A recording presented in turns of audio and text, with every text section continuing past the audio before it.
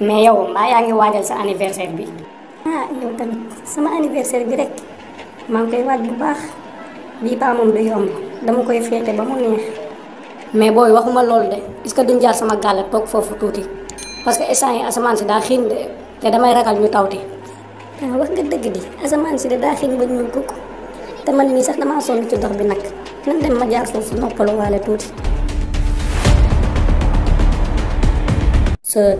sonn naa nag maaxàllaa fi ñu doxee moo sori. maaxàllaa dangaa ñemee dox man mii sax doxaloo nga ma ba sama tànk yi di metti yow.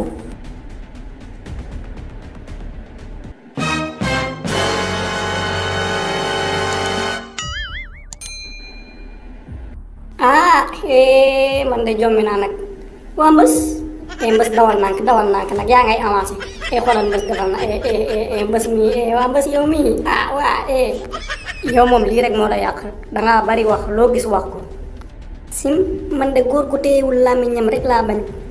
soxna si nga baal ma de mais waxuma ak yow mbës laay waxal waaw maa ngi jéggalu nag déggoo ma de man maa wax ak yow. booy soo bañee ku la dépassé dangay dugg lu sa yoon nekk nit day maanu. def ak yéreem bi mu war a changé yow xanaa benn yére bii rek nga am. ma sœur man ngay jéem a attaqué noonu dootoo ko defati. déggoo ma de yow war ngaa xam ne man duma la may dara te loo baax nag ma ñeer ko. ma sœur daa mel ni sànq damaa dégg ngay wax sa biir wax naan ma changé sa yére bi yaa wax loolu wala waxoo ko.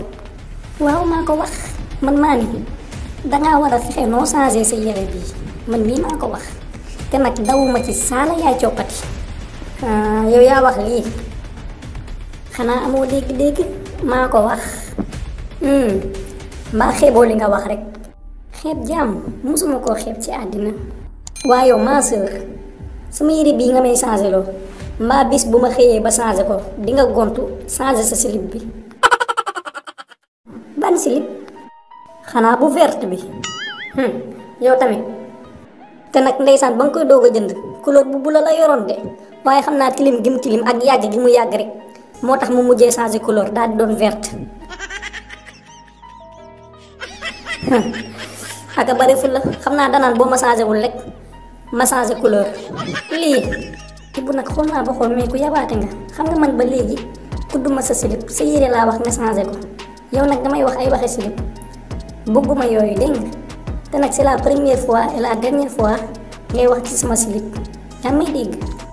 damaa xam ne kat sa slip bi moom ku ci waxul tamit di nga ko joxoñ parce que slip bi dafa ñeme coono ñeme na lu metti yàgg na ak yow waaye lii nañ ko waxtaanee.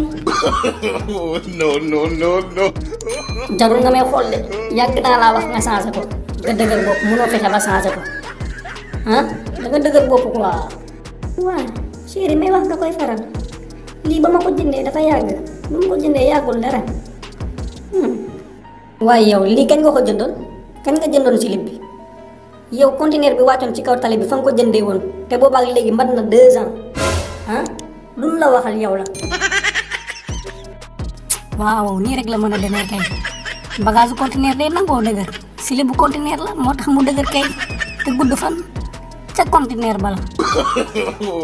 waaye xoolal ma sœur nag chaque samedi ak dimanche de ko ñamal tuuti omo bu laajee nga may ko eau de javel ma dara yàqul dara de dimbali ko rek ndax mu jël couleur ba mu yoroon bula bi waaw dimbali ko omo ak eau de javel rek ndax mu am bula ba mu yoroon bu ngeen xelli ataaya nag xoolal dimbali leen ma rek may leen ma benn kaas maa ngi ci biir.